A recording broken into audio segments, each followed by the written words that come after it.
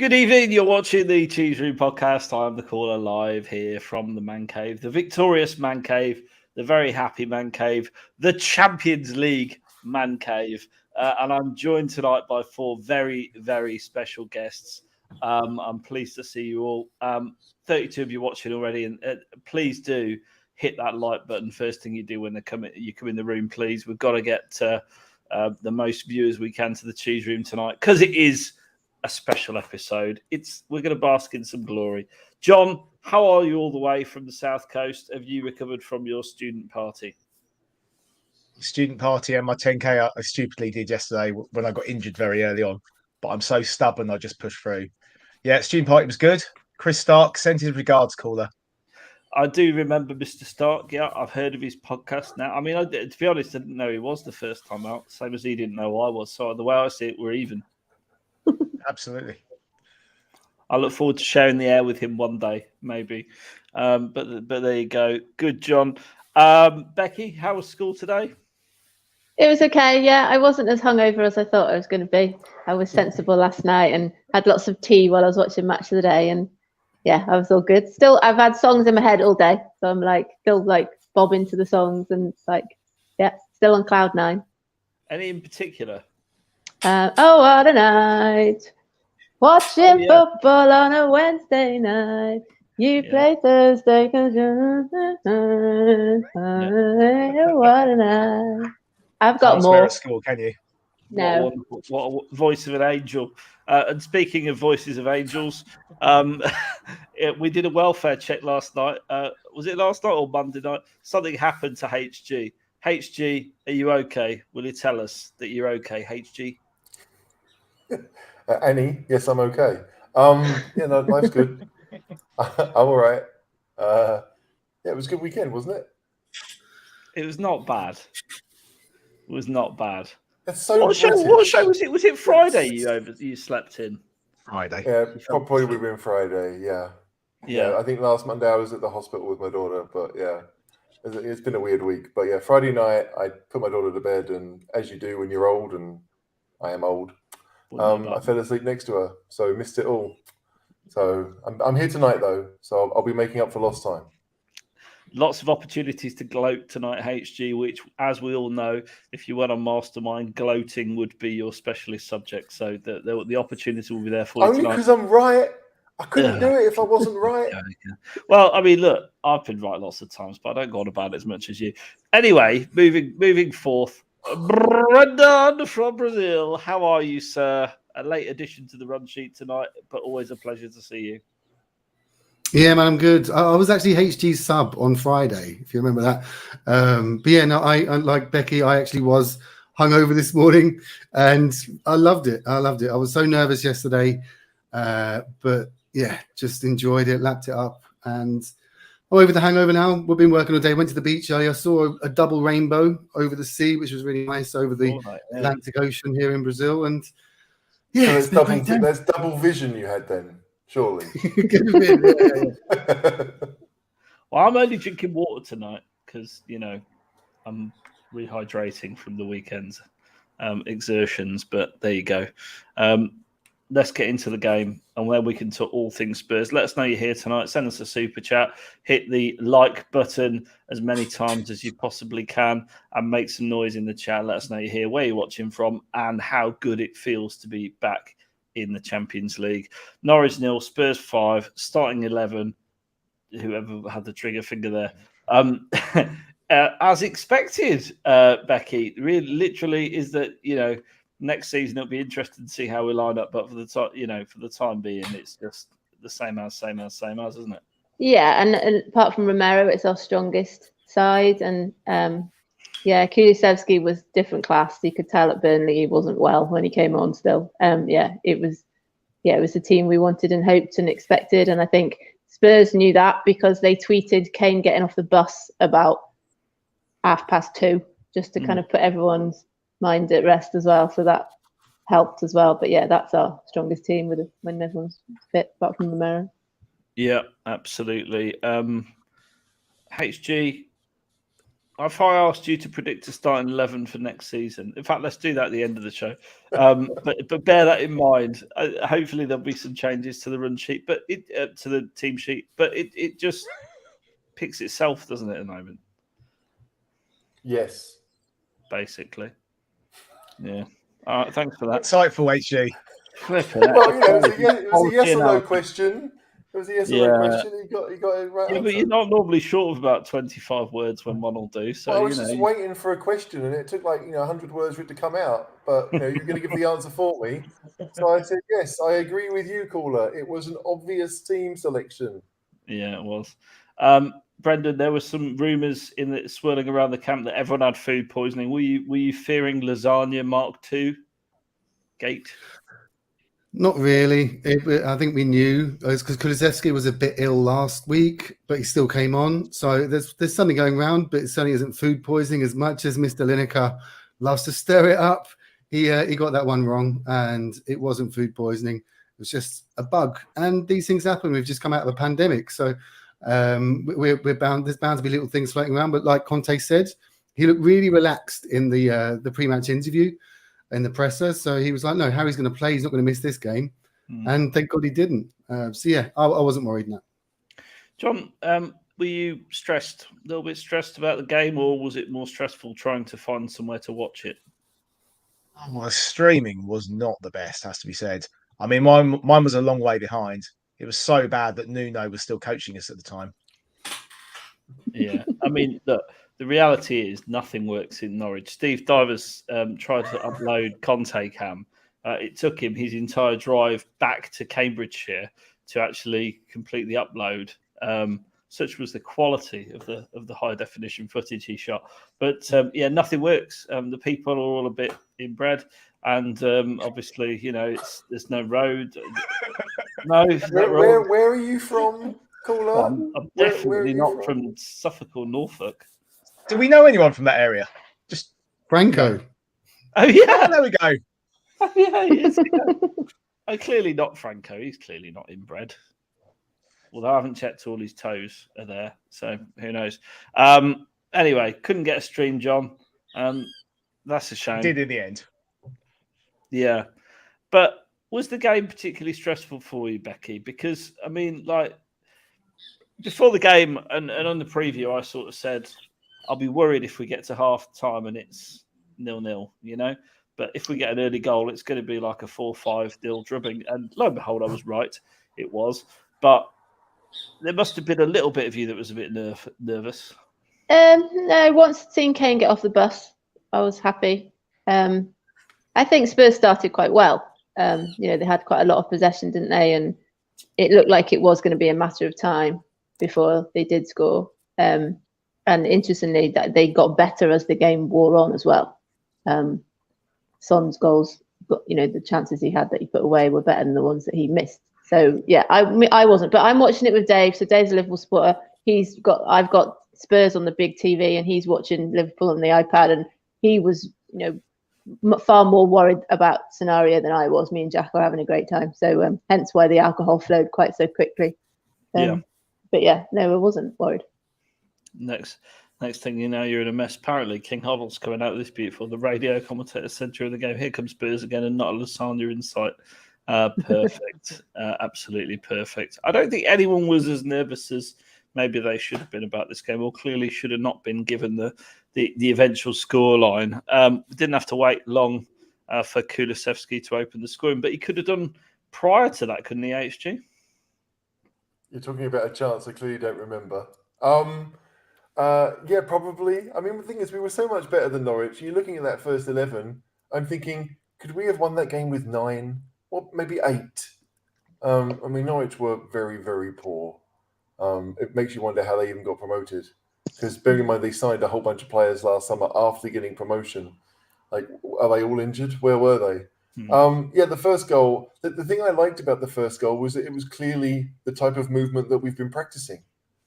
We played forward to Son. Sonny plays it back. I think it was Højbjerg, and Bentancur makes the run forward into the gap where Son would have been. And no one's tracking the run. I think the left back got 30 yards away, but playing him onside. It was stupidly easy, frankly. He had time to bring it down, brilliant first touch, and then it was just a question of, are you going to shoot or pass? And so obviously he picked the right option because it ended up in the back of the net. But it was the movement, the fact that we did what we wanted to do, and everything worked the way we kind of drawn it up on the whiteboard before the game. Just a quick one on the first goal. It reminded me a lot of Kulusevski's first goal against City. Where although obviously that goal was much further out, that was on the edge of the box. This was on the edge of the 6-yard box, but it was very similar. In Sonny made that run against City, Bentancur made the run, and Kulusevski's there. He's there, and so you can cut it back. And again, similarly to the City goal, it sort of went between defenders. It wasn't quite a scuff. I wouldn't call it a scuff because he found the target, but it was just like I don't know. I just saw that and thought, that is the Man City goal, just a lot closer to the goal. Yeah, no, absolutely. Look, well, from that point, then I think we were on the way to 5-0, weren't we? I mean, it was really that simple. We ripped them apart at will. Dyer had one. I don't remember this, John, probably because I didn't watch it live. But Dyer had a brain fart. He basically just completely gave it to one of their players who ran forward and probably he hit it wide from the edge of the box. Should have done better. That was basically Norwich's best chance. So yeah, that's the only one now. Just on Dyer, he's already got one of those in him at least once in a while, hasn't he? Is he? Do you think he'll be there at the heart of our defence next season, or do you think we'll have replaced him, Brendan? It's a good question. I think he deserves the right to keep his place next season. He's been superb by and large since Conte arrived. So I wouldn't be rushing to replace him, but I think we all know that we are going to be spending money this summer, and defence is an area that we are looking to strengthen. Has anyone told Levy yet, though? He ain't got a choice. It's like, when your missus takes a credit card. So it's like he's given responsibilities to someone else. Sorry if that was very sexist to say that. Sorry. But I think that Dyer's played superbly this season, and I don't think he deserves. He should get an England call up this week. If he doesn't, there's something wrong.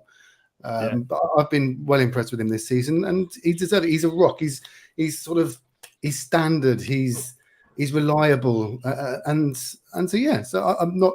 I don't know who we'd replace him with, but I'd keep him. Carrie King wants to keep Dyer just for the chant. That's only because it's Welsh, isn't it? Really. Well, no, I love that though, because when you sing that in the stadium and all the men are sort of looking at each other, going, "I can't sing this song. I just can't do it," and I just love the look on their face. It's hilarious.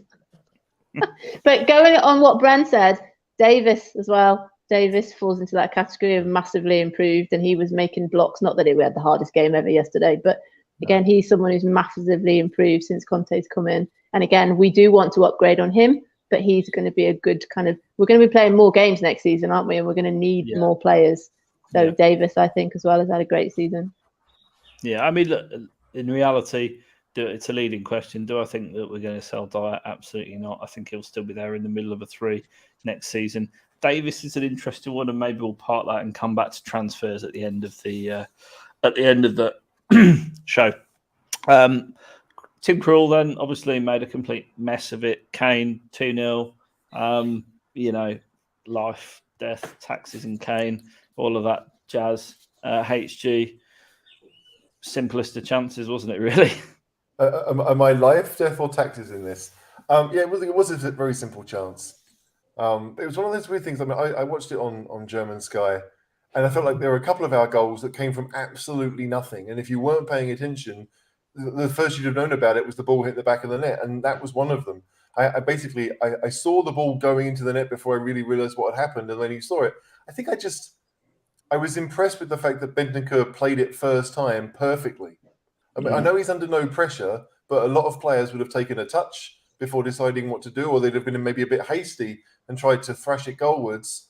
But he knew exactly what to do, and I think it's that composure that we were missing desperately, even in the first half of the season when it was Højbjerg and Skip. As good as they are, someone who could play that pass, someone with the confidence to be on the ball, that's what Bentancur has given us. And so with 2 assists in the first, 20 minutes, 30 minutes, I think the second goal was at 32 or something like that.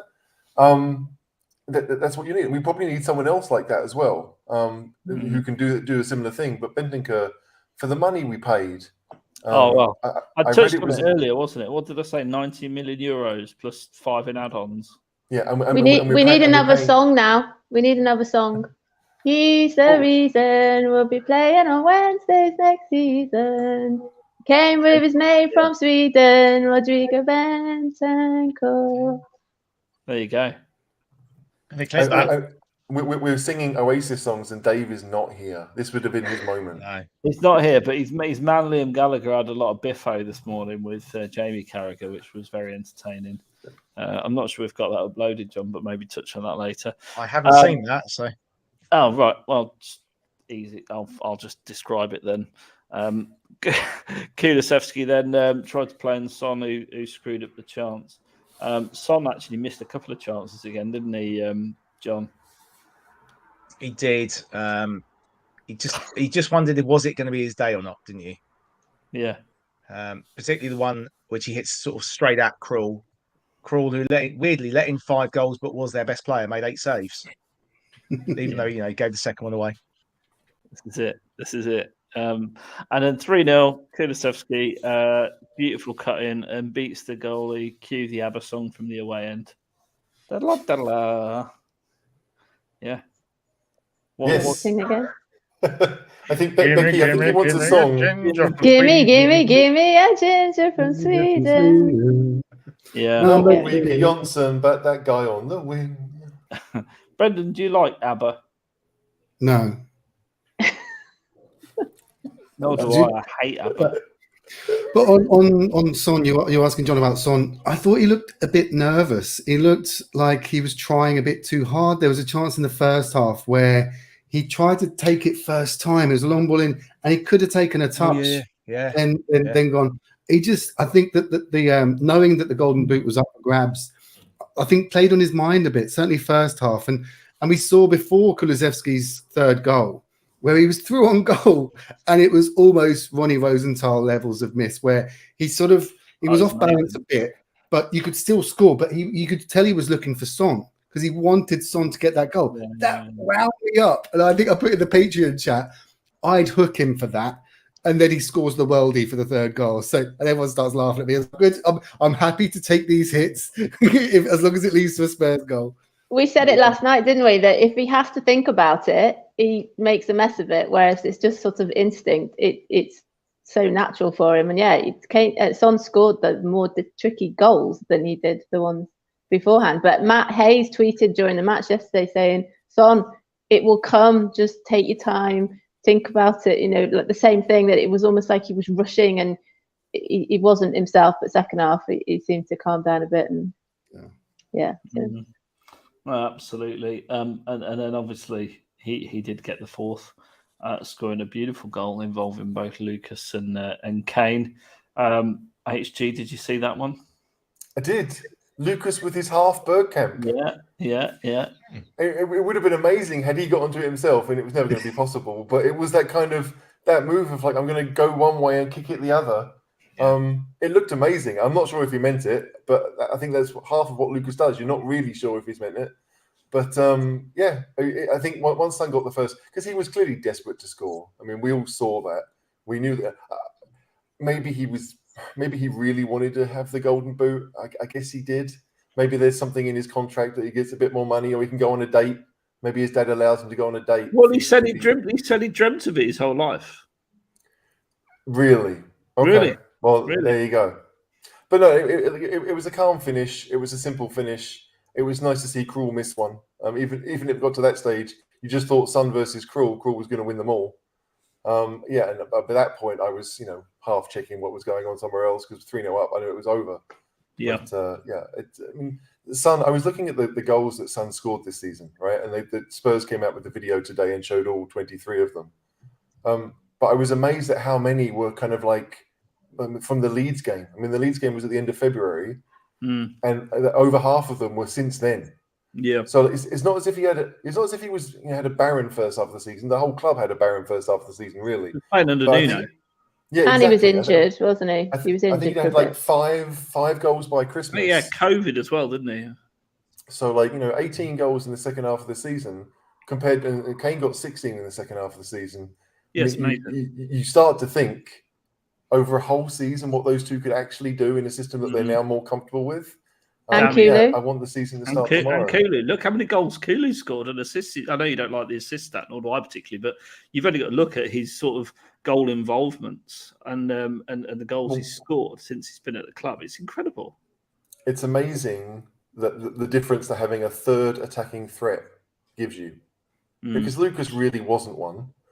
But the fact that Kulu can do a bit of everything is almost more similar to Kane than anything else. But the fact that you've got two players who can hold the ball up and find a pass means that it's easier for Son. It's easier for them all, really. It just shows you what a perfect 11. I mean, a well-organised front attacking three can do. Yeah, no, completely agree with you.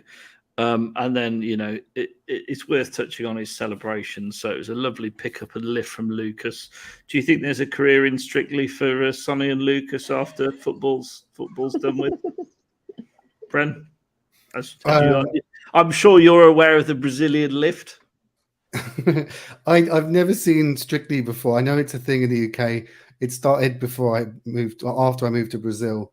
But yeah, I've got a direct line to Lucas, so I can see if he's interested. Oh yeah, you have. I forgot. Oh yeah, you hadn't mentioned it in the last 10 minutes, so I completely forgot about it. Yeah. How is your other Brazilian? He's good. Yeah, I haven't spoken to him this weekend, but he sent me a message last week just to say Bren. I meant your wife. She's good. She's very happy. Very satisfied. She's good. But no, Sandro's good. Sandro wants to come to a Spurs game with the Cheesehead. So, but he's in next year because he's I think he's got to find a new club. His club went down. In the Cheeseheads, in the Bricklayers. Yeah, be loving life. He'd be absolutely loving life. Oh, he'd have so many people around him loving it, wouldn't they? Can I just touch on Lucas for a minute? I originally thought he'd miscontrolled it. But then I saw a different angle from sort of behind Hugo's goal where you can see he deliberately did play that pass to Son, but I think he's spinning almost as if to go for a 1-2, just in case it falls to him. But I do think he meant to play that. And he gets a lot of grief, Lucas, unfairly, I think, at times. And he did well yesterday. I guess it's about levels because Norwich obviously aren't a very good team. And he did score a worldie agast Norwich earlier in the season. He took the free kick, didn't he?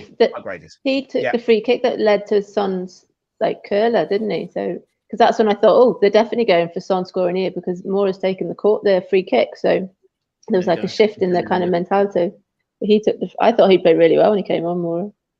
Brazilian. Is that because he played? Is that because he played wing back for most of his 30-odd minutes or 20-odd minutes? Yeah, I think so because he took Royal off, didn't he? Yeah. Because once Bergwijn came on for Royal, it was I think Bergwijn played further forward and Lucas was the wing back, which a lot of us have said for a while that he might be an option to do there. So I guess we'll see how far the money stretches for whatever we want to do, whatever the priorities are in the summer.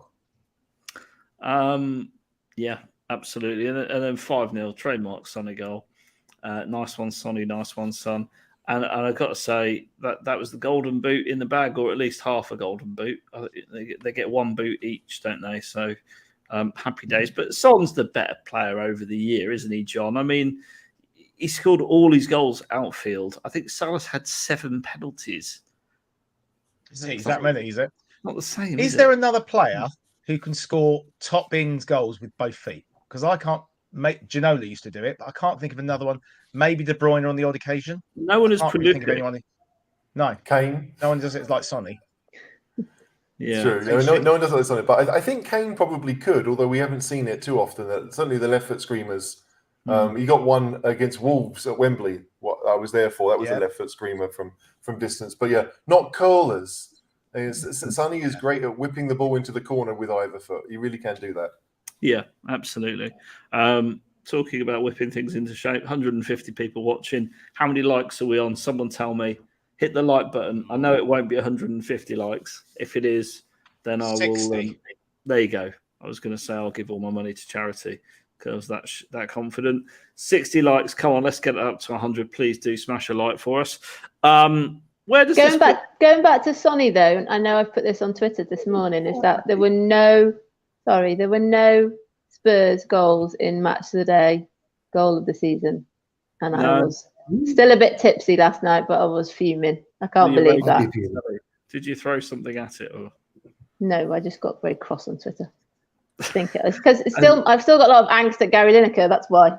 Gary Lineker was a bit knobbish, wasn't he? It is ridiculous, though, that think of all the goals that we've seen Sonny score this year and Kane for that matter, and not one was even in. How's Sonny not award? Not in a. Was it the Player of the Year award? He's not even shortlisted. How? Probably because they vote on it months ago, don't they? It's so archaic. Why can they not vote like this? It's all electric these days, electronic. When it was postal votes 30 years ago, I understand them doing it in February. But obviously, he scored, I think it's 10 in his last 9 games. So quite a proportion of his goals have been later on. Yeah. But surely they could have voted this week or last week, and he probably would have been in that team. I think so. Where does this put Son Heung-min in the pantheon of Tottenham Hotspur greats? What would you say, Brendan? Where's he at for you? He's certainly up there, certainly in recent history. Like, I'm 39, I'll be 40 this year. So my Spurs supporting life began mid-90s when we had Sheringham and Anderton. For me, he's up there. And in terms of fan favourite, certainly when he signed the contract at the start of the season, that was a big statement. And that made up for a lot of the ill feeling with the Kane situation. So for me, I love the guy. I don't think there's any Spurs fan that wouldn't say they love him. And I find it crazy that some fans of other clubs dislike him. I find what's there to dislike there? I can answer you that actually, Brent, because I was chatting to a couple of my Leicester boys at work today. When I say chatting to, I was showing them the Champions League theme on repeat and generally gloating, singing Champions League. You'll never sing that again. And they were like, "Oh, we hate Son. We hate Son. Can't stand him." I'm like, "Why?" He's like, "He's a cheat. Dives everywhere. He's always niggly, and he always scores against us." I was like, "Well, there you go. That's what it is. He scores against." They're like, "Yeah, Kane's a tapping merchant." I'm like, "What are you talking about?" Leicester fans don't know football, idiots. But look, Son for me, absolute legend. HG, you're a notoriously hard person to please. We have that on good authority over multiple countries. But Son, for you, where does he sit in your all-time favourite players? He was. I'll just context this. He was never my favourite player until quite recently. He's fast become the last couple of years my favourite Spurs player serving. Brendan, the lights have gone out. Or did they just cut you off in Brazil or something? I'm sorting it out. Okay, HG. Look, I'm a defender at heart, so it's very difficult for me to really love attacking players. But Son, to me, you're talking about, Spurs strikers in the Premier League. Who is he behind outside of Kane? I think he's probably ahead of Sheringham because Sheringham left, so he's always going to have that against him. Klinsmann wasn't there long enough to really count. Defoe, Defoe only left because we sold him, and I'm not sure he really wanted to go. But to me, Defoe, despite scoring a lot of goals, was never really a mainstay in the first team. Keane, I think Son has to be behind Kane, and the two of them work so well together. It is.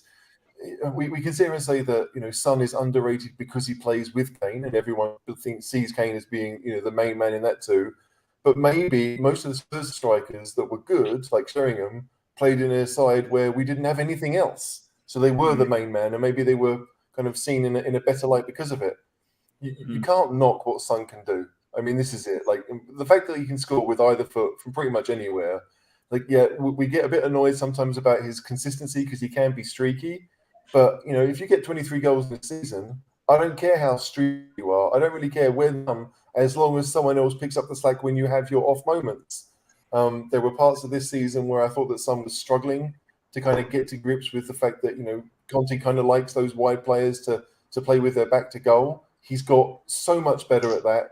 We've scored a crap ton of goals since that Leeds game. I mean, I don't know how many it is, but it's over 30, probably closer to 40 now after the 5 we got against Norwich. And he's a great player who is absolutely committed to Spurs.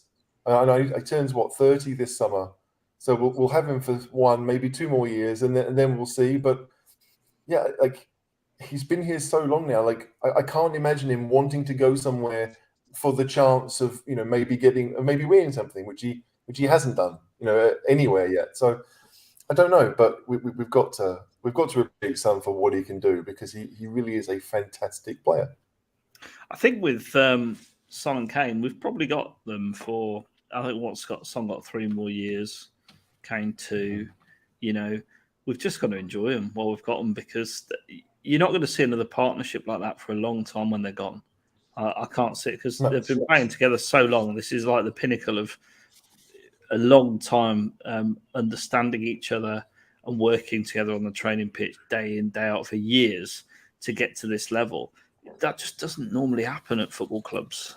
It just doesn't. The chance that, I think it was before Son got his first, but we just played it simple. Is that Emerson down the right to Kane, and Kane hits that first time cross into an area where Son wasn't, right? But Son knew where to go. And if it doesn't hit the keeper, it's a goal. I mean, Krul doesn't know anything about it, but it's that kind of understanding that you're right. We don't see. Like, we were lucky to see it in defensive play with Vertonghen and Alderweireld, but in an attacking sense, Berbatov and Keane had it from day one, which is why they were good for the couple of years together. But Kane and Son, I mean, when did Son arrive? 2015. Yeah, we've had 7 years of them playing with each other. It's a huge benefit to everyone that they stay. And we can get Kulusevski. I mean, he's joined in from day one. The three of them just work so well together that it's got to the point now that our front three work well together. Our back three is pretty solid, and so the midfield four, they don't have to be amazing at what they do. They just have to do their jobs. And if you can do that, then you've got a very good chance of winning the game. Yeah, absolutely. Completely agree. In terms of forwards, I asked this question on Twitter earlier. Kane obviously he's got 2 years left on his contract. I reckon there's a very good chance he's going to sign an extension this summer, particularly if Charlie Kane is negotiating for him, because he doesn't know what he's signing, let's be honest. Conte stays for a bit longer. Kane stays for a bit longer. How long can Kane play at the top level? Now, Ronaldo's turns 38 next year, is it? Or is he 38 this year? He's 38. Yeah. So, and he's still, he's as good now statistically for Man United as he was when he left, which is just an absolute joke, to be honest. But how modern players look after themselves a lot better than they ever did, even 10 years ago. Some of these guys could play on for a long time, as long as their legs allow it.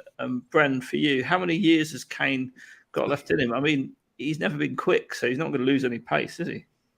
Yeah, exactly. As the point is that if you don't rely on your pace and you have other traits, your career can probably last a bit longer. So, how old's Zlatan? 39, I think. Nice. I think he's in his 40s now. Zlatan. He's 41. He's won the league in Italy and he's in his 40s. Mental. Yeah. From Harry, I'd say. So when's his 30th birthday? Is this year or next year? No, next year. July next year. July next year. So yeah, I'd say he'd still have at least 6 or 7 years left in him at the top level. It depends on the levels as well. Like, he could go to West Ham like Teddy did towards the end and just play things out there.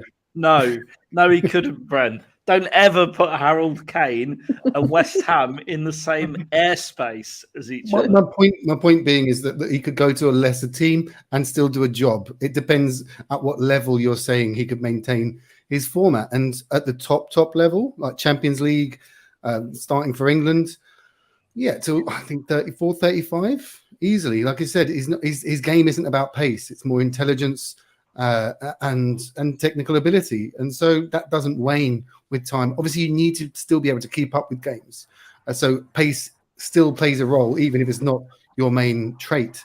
But yeah, I'd say till he's 34, 35, and by then he'll probably be at City. Absolutely. Dave makes a very good point here, and it's one I agree with. Right, like, I don't think Kane's going to go until Conte goes, and I don't think Conte will go. I mean, they're absolutely linked. We saw what Kane did for the first 3 months of the season, that he wasn't as interested, perhaps, to put it nicely. A proven manager comes in and he realizes he can achieve things. Because, I've said, and I think a lot of people believe this, that the difference between the great and the extremely good teams, the ones who will go on and win stuff, is the manager. You can have a great team, but if you don't have someone who can really push you over the line, then it's not going to matter. And Conte has proven to be that guy. Well, Dave, a broken clock, you can be right a couple of times a year. Bit harsh. I think Kane could. I mean, it depends if Kane does what the likes of Rooney done and drop deep, because he could play midfield. We obviously know he's one of the best passers in the country. But I don't think he needs to. How old's Lewandowski now? Lewandowski's 33, I think. 33, about to turn 34. Yeah, he's as good as that. He's probably the best striker in Europe. 89. That's what I mean. He's probably the best striker in Europe, some would say, right? And at 34, 35, it's ridiculous. You could put Kane where Dyer is, and he'd be the best player on the pitch. True. No, completely agree. But John, you're an athlete of sorts. I've seen we've got Paul Muir in the chat, so maybe he can tell us what he thinks. Being athletically minded, John, what say you? How old's he going to go on? It comes down to a number of factors. One is desire. If we can win some stuff, will he decide I'm going to end my career at the club? And if he gets to 35 and the club say, thanks very much, he might say, I'm going to call it a day. Or will he want to go and play for another club? Will he want to go to a smaller club, like United, obviously? Fitness-wise, it's down to his ankles, but they've been okay recently. He's had to adapt the way he plays because of the injuries he's had. We stayed fit for 2 years, pretty much. Playing every single. But he's not. He doesn't. He rarely goes and challenges centre backs now. He stands off them, doesn't he? Deliberately, he doesn't. Occasionally, he'll have a battle, but he generally doesn't get involved with them, which has helped him steer clear of these injuries. It doesn't even need to. No, we've changed the style with our play. He's got two wingers who are strikers playing off him, so he will drop and ping the balls to them. Yeah. Sorry, XG, you can say something. No, it's just like the idea that his last major injury was just before COVID, right? When he did his hamstring, that was non-contact, so that could have happened, pretty much anywhere. But yeah, when was his last ankle injury? I mean, it's a good few seasons ago now. So I understand the Champions League one, the Delphi Newcastle. Oh yeah, Everton was it? Someone rolled over his ankle. Is either against Everton or Newcastle? I think it was Newcastle. It was right and goal, and it was just before the final. It was just before the League Cup final, and he said it's gone. Oh yeah, to the physio, and they still rushed him back for the final. So it was last season. Didn't Richarlison do it in the FA Cup game? Was that it? The 5-4, or was it a 2-2 draw we had? Newcastle or Everton in my head for some reason. Yeah. But I mean, he hasn't missed a load of games because of it. I mean, it's a crazy thing. I remember as a kid, Van Basten was the best striker in Europe, probably in the world at the time. Yeah. And it was his ankles, because he got hacked from behind so often that he had retired by the age that Kane is now, pretty much, like 28, 29. Yeah, 29. Kane will play a lot longer because of the difference in the game as it is right now.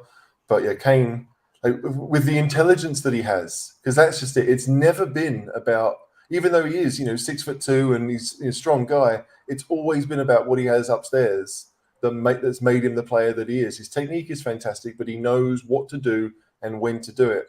And you don't lose that. So Kane could go on for I don't want to say a decade, but he could easily do a decade depending on the system and what team he's with. I think he's got at least 8 years in him. So Harry, if Harry Kane's brother is watching, Charlie, we'd like an 8-year contract, please, Charlie. And what we'll do is, as a special deal for you today, we'll keep his salary inflation linked for the next 8 years. There you go.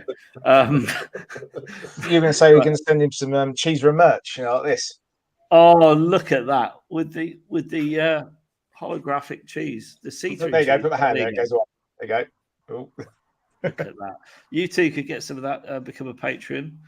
There's the details at the bottom. Just go to that website and you'll find out more about Patreonism. Conte was his standard self at the end of the game. Speaking at Carabone, he said, "I've always said at the end of the season, we'll speak with the club and find the best solution for me and the club. Probably honouring your contract, mate. Now for me, the club, the players, it's a good time to have 3, 4, 5 days of rest. Then with the mind clear, you can consider the whole season. You need to be calm before you talk. There is a lot of emotion in my mind." Christ almighty, when's there not emotion in your mind, Antonio? And my heart now. "For this reason, it would be good to rest for 4 or 5 days, meet the club, and find the best possible solution." And we've seen pictures of him in his swimming trunks that Shan was weirdly drooling over earlier. Not just Shan. Oh, you were drooling. I'll be honest. I was like, "Is that Conte? What? He's looking good." And he's been going to the white tanning salon as well. Have you seen that? He's tanned very quickly, isn't he? In 12 hours. Him and Ben White have been down Edgware Road. There's a tanning salon there. Ben White's a different. Ben White looks like he's like that episode of Friends where he goes in the tanning studio. That's how Ben White, like, they just leave him in there for hours. Spray him, 6 shades too dark. He looks incredible. Where have you been on holiday, Ben White? To the sun? Can you send Kerry a picture for it, or Shan? Can you send Kerry the picture? Shan, sort of carry out Daddy Conte. I mean, straight away, that kind of terminology just worries me. At least Becky's, relatively close in age, unlike Shan. Yeah. I'd like to say. I mean, cheers, John. Thanks. Just like me. You're younger than me, Beck. So there we go. So what do you think is going to happen here? Is Conte going to sign that extension this summer, Becky? Oh, I don't know. I hadn't heard that interview. The interview I'd heard was that he was saying he was very proud of his players and there was still more education to do and more learning to do and more progress to make. And I thought, oh, that's him saying, yeah, I'm still here. I don't know. I hope so. We've done, like, the players have come out and said, a few of them, haven't they? They've done their bit. There's quotes about they've done their bit. It's now Levy's turn to match it and keep Conte. And yeah, if we weren't going to get top 4 and he wasn't going to stay, we've got top 4. So if he doesn't stay now, I don't know what else people were supposed to do. So, let's give him a summer transfer window and then he can make an informed decision. And if he goes by Christmas, then, but at least let's give him the opportunity to build on January, because he came out 2 or 3 days earlier saying he was pleased with the thank you for supporting him in January. So I don't know, one day to the next, it just changes, doesn't it? But the bit that amazes me with Conte is it's like, he's got 18-month contract with a year's option to extend. And he's talking about it's optional whether I hang around or not. HG, surely it's all to put pressure on the club, isn't it? I mean, Conte has said, before he came to Spurs, but certainly other teams, that he doesn't want to do anything unless he thinks he can win, right? And that's a big jump. As much as we've had a very good second half of the season, and you can think there, okay, well, maybe we can knock a couple of those losses off, the Southampton game or the Brighton games that we shouldn't have lost. But yeah, to get to the level that City and Liverpool are at in one summer, that's a tough one to do. But I think that's probably what he's kind of hoping, that the club is going to go out and get. I mean, we've seen in the press today 5 or 6 players that he wants, that he thinks can give him the squad necessary to go out and challenge for the title. I don't think he's looking to be like, yeah, next year I'll get 3rd and we'll do it, bit by bit. Like, we know that Klopp signed a new deal. He's not going to leave Liverpool for a while. I don't think Guardiola's going to go anywhere anytime soon. So if Conte's going to stay at Spurs, his goal is not to take over, get past Chelsea. His goal is to go and win the Premier League, and we're not in that place right now, especially with the Champions League campaign as well. So I don't think he's going to go anywhere, but I do think that he's waiting to see exactly what he has before committing to longer than the year or year and a half, whatever he's got left.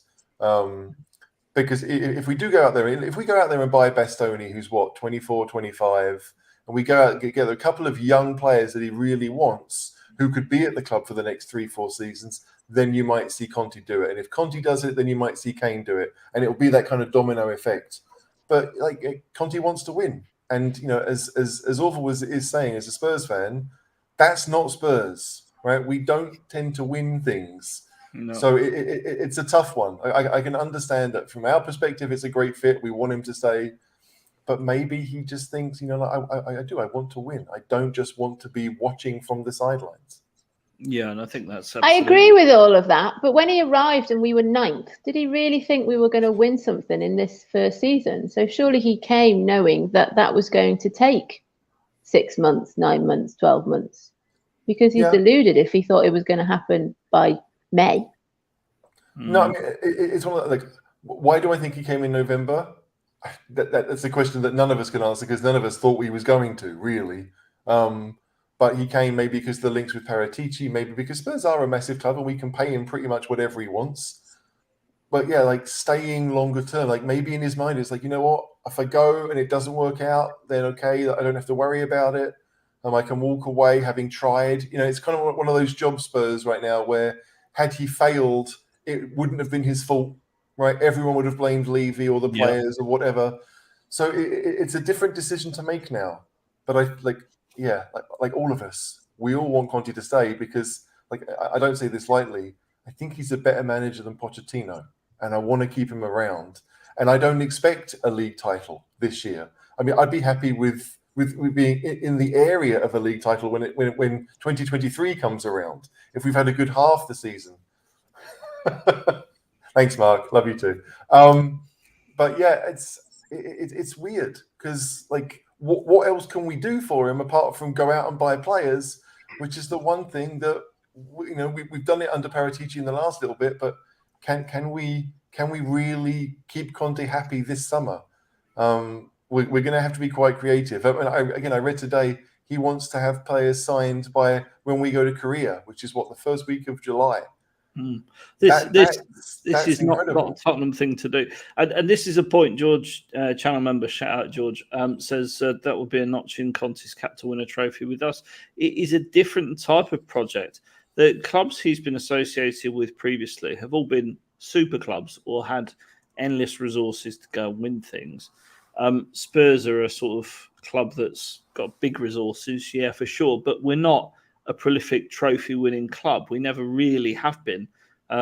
Sure, we've had splatterings of success in our past, but it is ancient past now. We're not, since the 60s and 70s and maybe the 80s a bit, we haven't won loads and loads of trophies. So for Conte to turn Spurs into a machine that wins trophies, that would be surely the ultimate thing for him to go and do, having won league titles with teams that he knows he can knock people over with easily.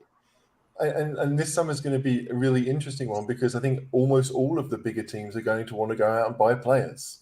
Like last year you saw Liverpool, I think they just signed the one guy, Konate, who to me was a long-term Van Dijk replacement. I don't, he could play with Van Dijk, but that's never really been what they've tried to do. Man United are going to need to buy a whole team pretty much. Everything. Arsenal are probably the closest to us when it comes to revenue. I mean, okay, we'll have Champions League for next season, but Arsenal went out and spent 150 million last year, and they improved. Yeah. But will they go out and do 150 million again this year? That's the question. They may well have to if they want to stay, having a chance of top four, because we know United will go out and spend, and we know Newcastle will go out and spend. Aston Villa came out today and they signed a guy from Marseille. Yeah, okay, a free transfer, a Bosman guy, but highly rated and young, and they're backed by billionaires too. So wages aren't going to be a problem for a lot of these teams. And so I guess the hope that we have to have is not just that Spurs will get better, but actually kind of that other teams will get better too. And that will, as an effect, bring back Man City and Liverpool a bit closer to us. Because that might be doable. If the winning team wins the league next season with 85 instead of 95, then that might be a bridge that Spurs could think they could bridge that gap. But it'll almost depend on the other teams going out there and doing everything they can to get better and being successful at it. Yeah, absolutely.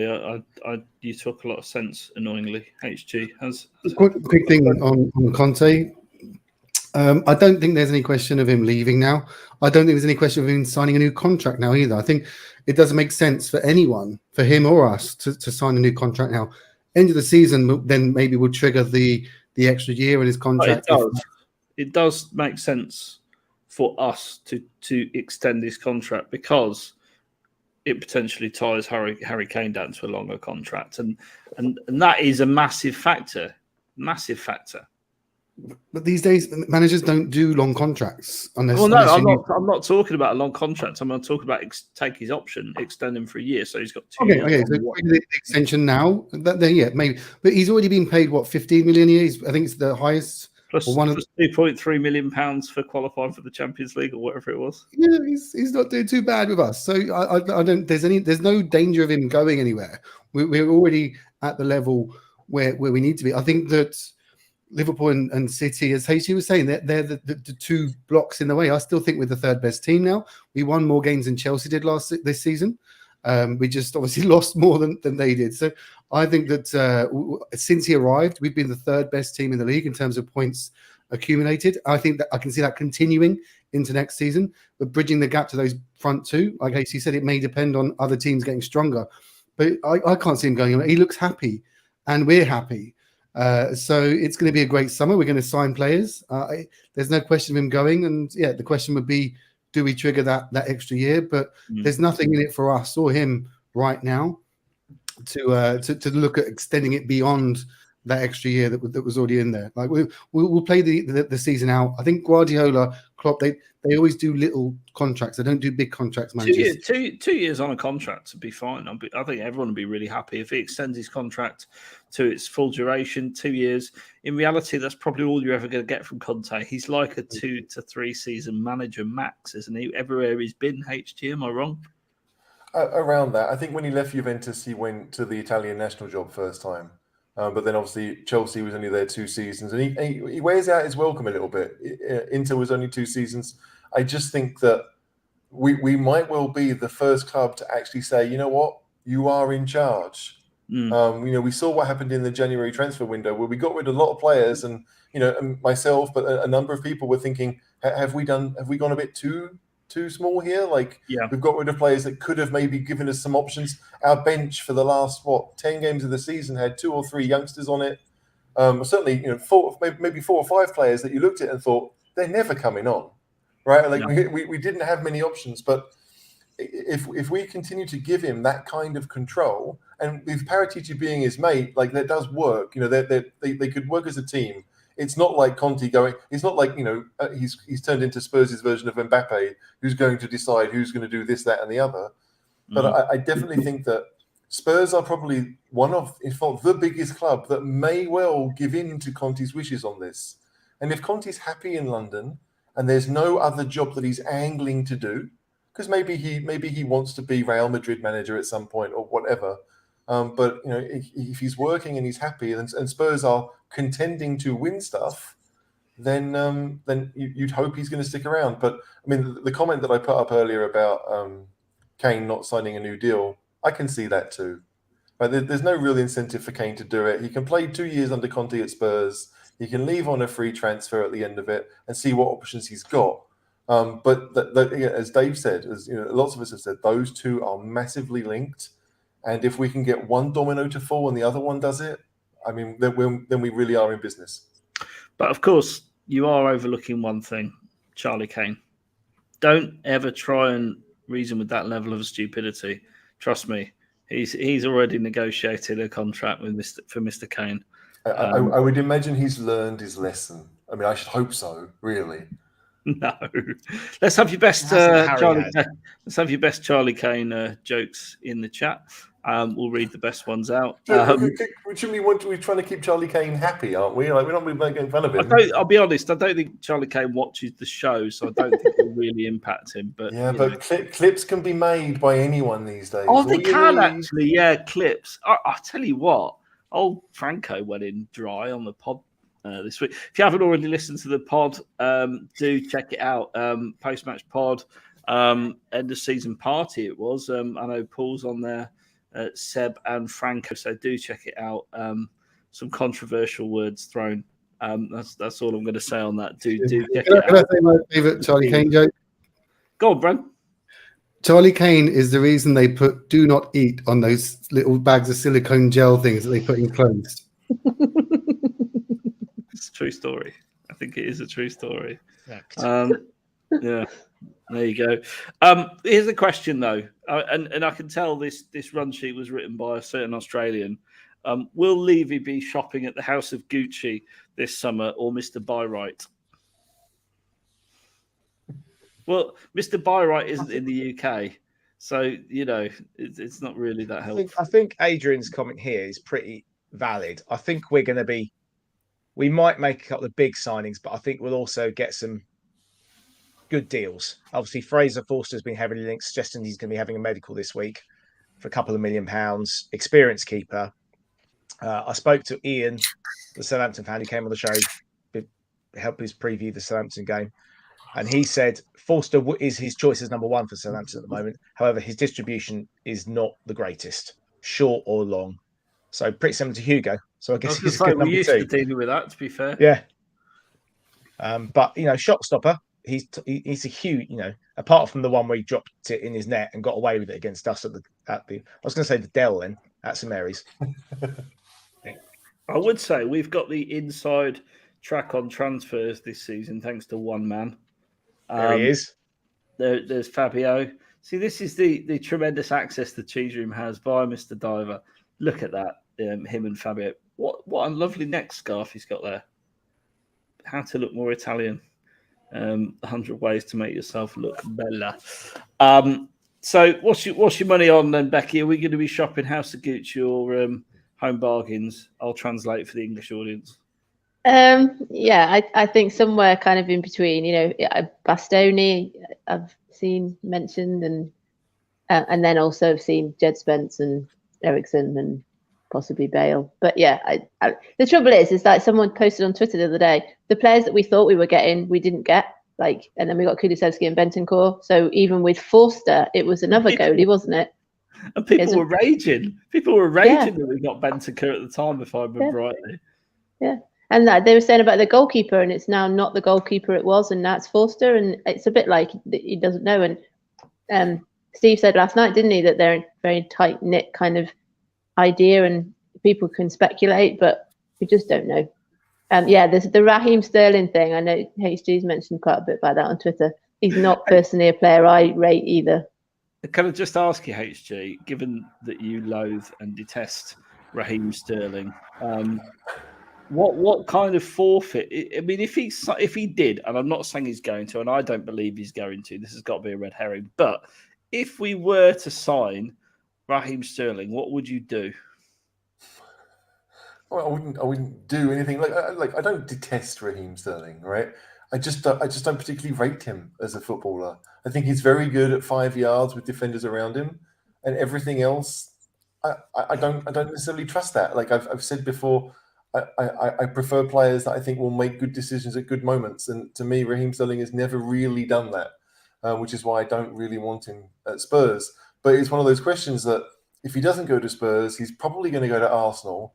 And he might suit them a whole lot more because, he doesn't suit the way we play right now. Like, he's not going to come in and do what Kulusevski does.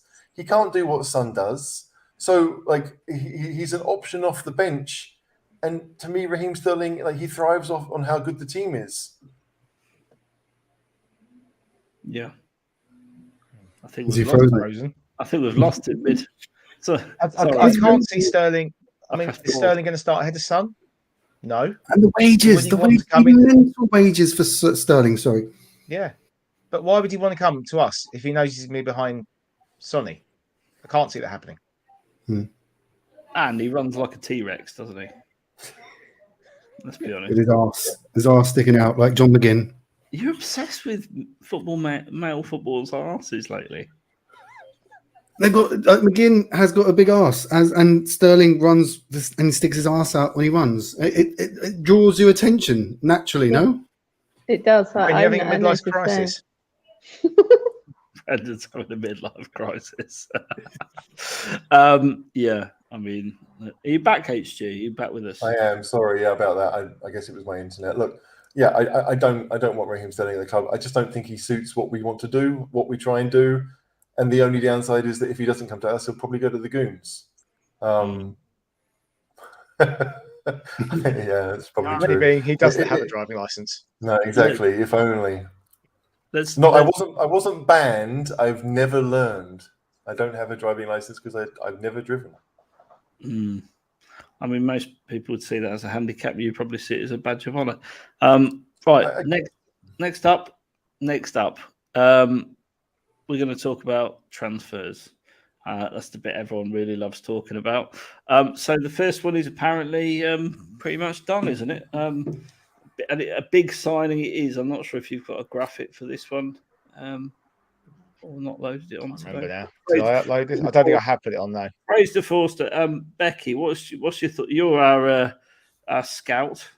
You've got great pedigree. No, Jack's my helpful person. I said, Jack, who does he play for? And he went, he's Southampton goalkeeper. And he said, his words were, he's better than Galini, so we'll be okay. And I went, that's all right then, Jack's good enough for me. Thoughts on this one, John? He's homegrown, so winner. If he's happy to come in as number 2, it sort of makes sense. Sam Johnson would have been my personal choice, but obviously it looks like he's chosen to go somewhere else for various reasons. So, yeah, job done. Keeps the budget down, hopefully, so we can spend it on bigger, better players. There's a lot of sense in this, isn't there, Brent? I mean, just release Galini. Comes from the old foreign pool of players to bring a homegrown in. And let's face it, Forster's a decent Premier League keeper, isn't he? He's very competent. Yeah, he's the sort of guy that we wouldn't have nerves if Hugo does get injured, which happens, and he has to come in. If Hugo had been injured last 5 weeks of the season this season, and Galini was in goal, do you think we'd have made Champions League? I don't think so. He's like you said, it's a sensible purchase. It's not going to set fireworks off like the Brazil Spurs WhatsApp group was like, oh, I want Nick Pope, and I was just like, well, Nick Pope. He's younger, but his distribution isn't great either. And would he play second fiddle for a couple of years? Forster will know his role. And so he'll be happy to come in to a big club like Spurs. He'll get games. And it's similar to, not Cudicini, but we signed goalies like this. Maybe Michel Vorm, where he's like, it's okay. Friedel was first for a couple of years when Gomez's form started getting a bit ropey. Yeah, when he came in, he wasn't there, was he? He was an experienced, old hand for Gomez, wasn't it? I think. Yeah. So I'm happy with it. Like I said, it's a sensible hire. It's a sensible purchase and an inexpensive one. We can still keep looking for the eventual Hugo replacement because he certainly isn't that. I don't think we'll be aware of that, but we it just buys time, and that's good. It gives us a couple of years to get the next Hugo. Can I just say on this? Foster is a giant. Bumped into him once in London. I'm 6'1". He's massive. That's pretty much how I felt when I met HG for the first time, actually, because I am 6'1", but he is massive. Yeah. Yeah, I'm a bit taller, but I'm a lot wider, sadly. But with Forster, I mean, it is one of those things. Like if Nick Pope was on a free, we'd all go Nick Pope.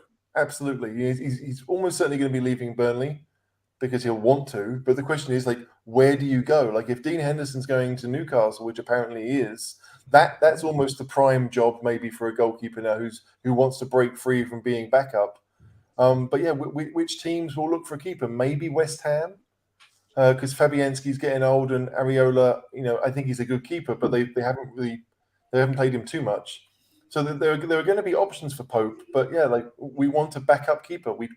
I don't think it's really in our budget right now to go out there and try and get someone who's going to push Hugo. I think Hugo, he's been at the club 10 years now almost. He's got a couple more years to go. He deserves the chance to be number 1 next season, and he'll have it. So. Forster comes in. All you really want is a bit of experience. Like I never really rated Gazaniga, but when he came in for Spurs, apart from one karate kick, he did pretty good. I would like to think that Forster can do the same, and on a free, it's a bit of a no-brainer. Absolutely. Yeah, So we're all a bit happy with Forster signing. Not the most exciting signing to kick off the transfer window, if I'm being really honest, but nonetheless, let's talk about Bastoni, who's one that absolutely has been touted. And because you haven't been on the show for a week or so, HG, I haven't got your views on Bastoni. But everyone is buzzing about him. What's your thoughts? Oddly enough, I actually don't know a great deal about him. I know obviously he played for Inter a lot, and when they won the league, the season before this one, just gone, under Conte, he knows Conte, he's young, he's Italian, he's left-footed, he's everything that we want. And if Conte wants him, then great. But I actually don't know too much about him as a player. I haven't seen him that much. I've seen Pau Torres a lot more. I've seen the guy at Frankfurt and Dicker a lot more. But if Conte wants Bastoni, and that's where the money's going to go, I think we have to go along with it. We really do. So this is the problem, though. No one really knows because, as you know from previous transfer deals, and even this one, Johnson up to the last minute, and then it's Forster. We do switch targets around. So I would fully expect us to be in for people like Pau Torres as well. I mean, Pau Torres would be as good. People say Bastoni's better. I don't know really. I've seen them both play once or twice. Not really enough to make a view, but. HG, I'm going to stick with you on this. Does that make? I mean, our defence will obviously be stronger with them in. Is this us playing with the big boys? Because these are defenders who want Champions League football, who want big clubs, right? Yeah, and I think the biggest thing for Spurs to be doing what they did last summer and what they probably do even in January is to have lots of options. It increases your leverage on players. Because I think Spurs right now, especially because we've got Champions League football and we've got a world-class manager, we are a very, very desirable destination for these players. They'll want to come to Spurs, but if they make that so obvious, or if we don't kind of make it look like we've got other options, it's a weird kind of balancing act of like how much do you want to sell yourself? But I'd like to think that because we're in the position we are, that we can actually go out and say you're the one I want, and that's how we're going to do it, like we did with Romero, right? I mean, we looked at. I mean, I saw at least the defender who won Serie A Defender of the Year this year and thought maybe he would be an option because that's what we might be doing. But it was the guy at Torino, by the way, Gleison Bremer, that won the Defender of the Year. And I saw one of the attackers was listed earlier from Napoli, Osimhen. He won Attacker of the Year, although I can't see him leaving because Napoli are also in the Champions League. Because Davis has played so well, it almost feels bad that we're sitting there trying to decide who is going to come in and, I mean, not just replace him, but maybe be the long-term solution. But that's the great thing where we are. That if we start the season with a left-footed centre back who's coming on big money that doesn't really speak the language, we know that we can play Dyer, Davies, and even Sanchez as a back three and win more than our fair share of games. Like, I mean, Romero will play, but even if he's unfit, like we've suddenly got real strength in depth that we can. The person who comes in doesn't have to hit the ground running quite as much as Kulusevski did, or Bentancur did, or Romero did. No. But it's a weird one. I'm always one of those guys who thinks, it'd be nice to go out and spend big money, but I want to be smart with it too. But if Conte wants Bastoni, I know he's going to cost the most, but you've got to go with it. We've spent a lot on Romero, and Romero hopefully will be at the club for 4, 5, 6 years. Bastoni could be the same. And if you're building something, a Ferdinand Vidic 2 or some kind of partnership at the back that can really be your defensive rock for the next half a decade, then you spend the money, right? If you think they can do it. Bren, do you know much about Bastoni? Only what I checked out on Friday when we spoke about it on the show then, that he's left-sided centre-back, plays for Inter, 23, I think he is, Italian international player. Looks like I'd be up for Pau Torres, if for no other reason than his name translates to Dick Towers in Portuguese, which is no name. Really? Sorry to you lower. Won't get. I'm telling you now. Sounds like a 70s comedy show, doesn't it? You will not get that kind of insight, on other podcasts. You just won't. So, Pau Torres translates to what? Dick Towers. Dick Towers. Pau is slang for a male appendage, and Torres is Towers. So Dick Towers. That's a porn name. It's a porn name, and I'm all for it. Bring him in. That's it. I want Pau Torres. Get him in. Get him in. Absolutely. That sounds absolutely superb. Do you think that a lot of these players will also be interested to see how long Conte is planning on staying before they sign? I mean, that's a big part of it too. To me, that's why I think it's important we trigger his extension. But we bought Romero without him. True. Yeah. I mean, that was always a weird one as well, because none of us thought that we were maybe in that position. Well, it's about Paratici. That is totally about Fabio, isn't it? And it probably was a massive pay rise. You know, like he was at Atalanta. You know, he was about to sign for Atalanta before he came to us. Yeah, like I don't know what we're paying Romero, but I imagine it's a significant amount more. And he was only what 23? He'll be on over 100k, won't he? Yeah, and at 23, like he with signing for Spurs for a 5 or 6 year deal, he's set for life now, right? And that must have been part of it. This man is massive in our transfer dealings. Absolutely. No, not Steve, but you know, Fabio.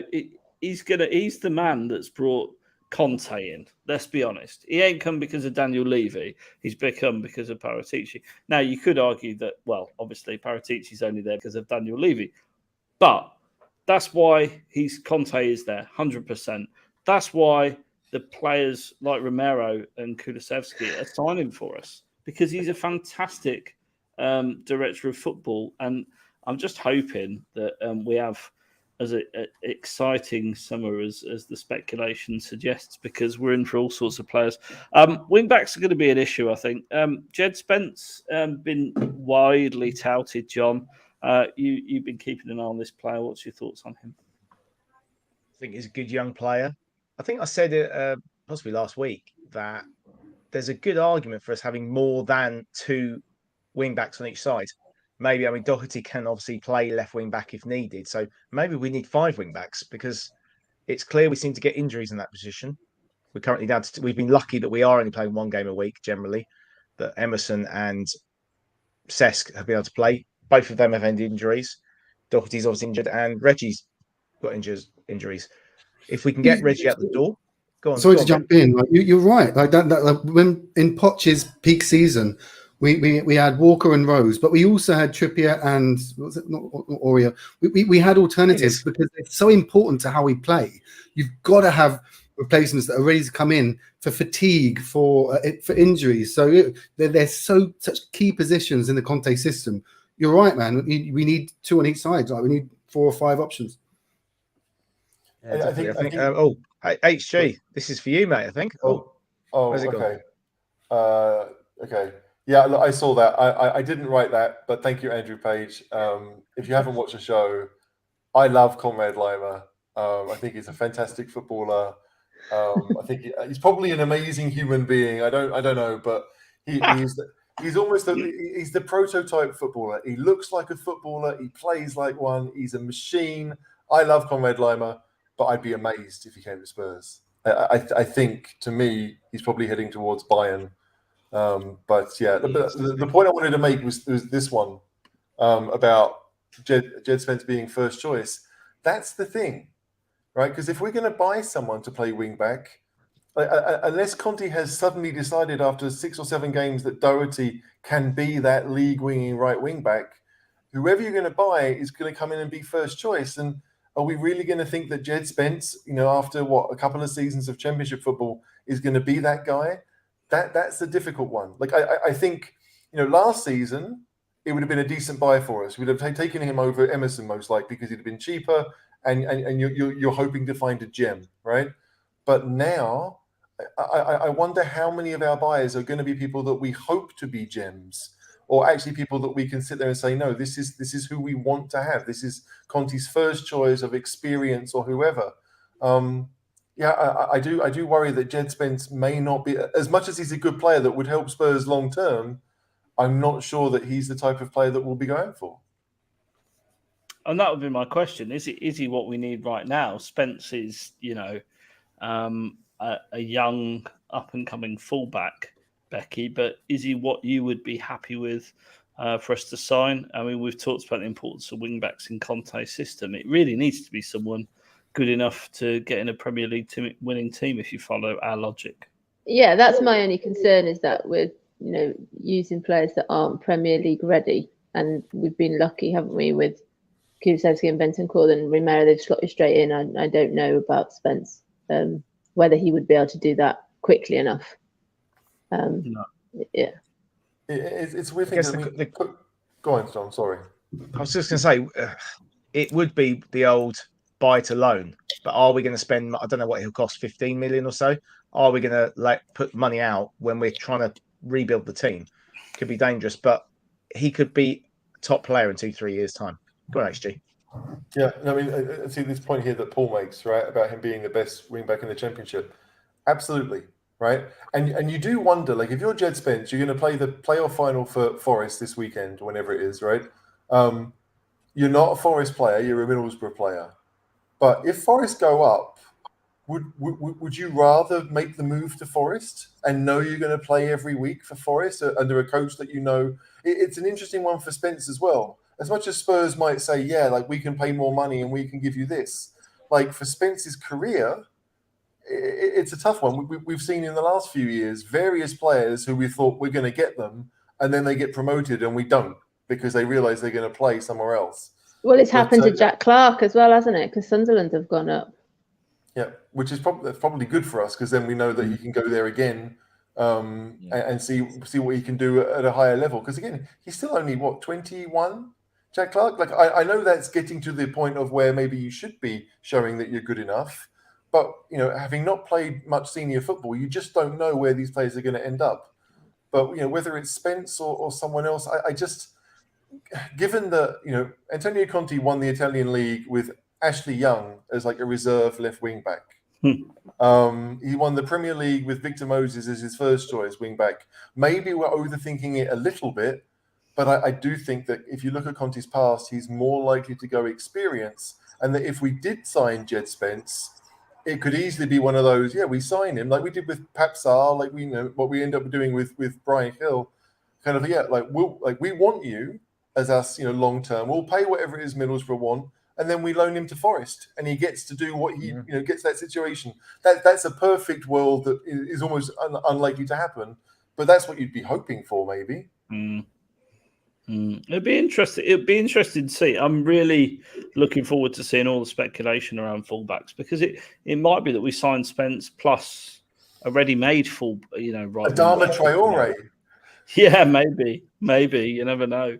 But it doesn't look like Emerson potentially is going to be hanging around the club much longer, or potentially Matt Doherty. And then on the flip side, obviously Reguilon. If Real Madrid trigger their clause and bring him back, or we just choose to sell him, we're going to be looking for a left back as well. I think just on that, Shan's just trailing her show. She's going to be doing transfer shows in the week all the way through the window. So look out for the scheduling on those when we've finalised it. Return of the Shan. Very excited about that, and we'll have loads of fantastic guests on, I am quite sure. So Spence, I think we may well sign a more established right wing back and Spence. I think Spence is future potential, isn't he? But like you say, HG, it's a difficult one because he wants to play. Yeah. Difficult. Let's talk about some of the transfer rumours. Gabriel Jesus. So he's been very heavily linked with Arsenal, but I see in the last sort of 48 hours, that has been kicking off a little bit with Spurs rivaling the signature. It might be that we just get linked with literally everybody, but would you take Jesus? He's Brazilian, Brendan, so let's go to you. What do you think? Has he got a big bum? Would he fit in? His bum's all right. I don't know. I wouldn't take him. I think that the financials involved, I think we can get better value from the continent. I don't think, because he's a Premiership player, he's not doing well. He hasn't scored for Brazil in about 3 years. He hasn't played that often, but Chiche, the Brazilian coach, gave him a choice. He's like, right, you tell me, what are you? Are you a striker or are you a winger? And I'll play you where you want it. And he deliberated, and he's like, right, so I'm a winger. So he's been played to the side. He's not been playing as the focal point. And he's suffered. He's not really done it for Brazil. Remember, he was sent off at the Copa America as well, and he was crying and stuff. And I don't know. I just think that we, again, I think he'd probably go to Arsenal. I don't think I wouldn't take him. He wouldn't play often enough for me, and I don't think he's an upgrade on what we have. Reeks of Arsenal, Becky. What do you think? Yeah, I've heard of him. I know he plays for Man City. That's about it, really. It doesn't excite me. There's other players that I've sort of heard of that I've been more interested than Jesus. Why do we need to have Man City's rejects? Why, no, let's go and find our own players from Juventus, for example. Well, Juventus's rejects, so I'm sure they're far better. John, sorry to wake you, but can I just get a view on Jesus? I was just looking for his stats, but his wiki page won't load. So, but yeah, I'm not really convinced by him. He's been played more as a winger this year, and Foden's been playing as the number 9, hasn't he? He's going to be a backup. So again, why is he going to go from being a City backup to a Spurs backup? I can't see that. The same as Sterling, to be honest. I mean, he made wine from water, apparently, and walked on water. So some of his stats are pretty decent. I saw a funny joke yesterday. I think it was the Jesus Christ Twitter parody account said something along the lines of, "I couldn't help Salah. He was praying to the other fella," or something along the line of that. And I thought that was quite funny.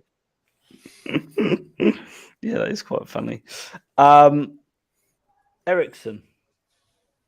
Yeah. Would you take him? HG. Would I take Eric? Well, I mean, when it comes, can I talk about Gabriel? Look,